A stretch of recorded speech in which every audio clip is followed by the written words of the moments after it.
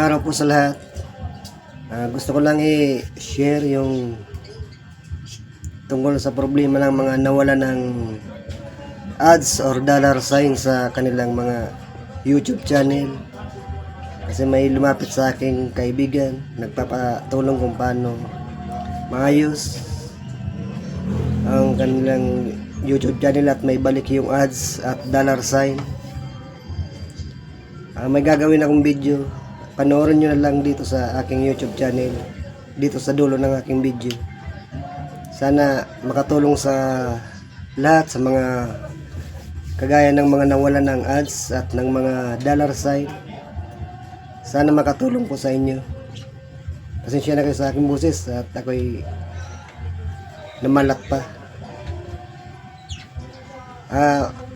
Ang una nyo lang gagawin, punta lang kayo sa inyong mga Google Chrome. Sana masundan nyo ang aking ginawang video para magawa nyo ang mga problema nyo sa inyong mga dollar sign at sa ads. Sana panoorin nyo rin ang aking mga video. Maraming salamat po sa inyo lahat.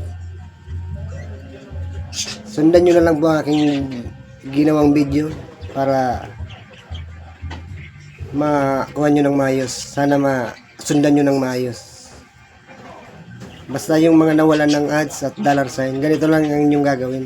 Sundan nyo na lang ang aking video. Maraming salamat. Sana makatulong sa inyong lahat.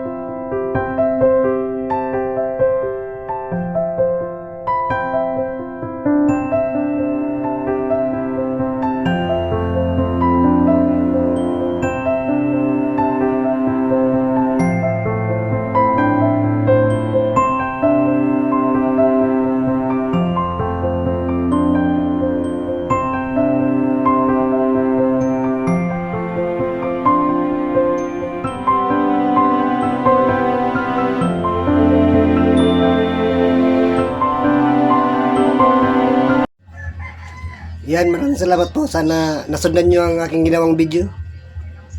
Good luck po sa mga nawalan ng ads at dollar sign. Sana maayos nyo. Paki-share and like na lang po ng aking video. Maraming salamat. Sana makatulong sa ibang mga may problema. Maraming salamat sa inyo lahat. Paki-share and like na lang po. Maraming salamat. At para din sa may mga katanungan pa o mga problema sa kanilang mga YouTube channel, paki-comment below na lang po sa mga katanungan nyo para masagot natin at may gawa ng video para makatulong sa iba. Maraming salamat.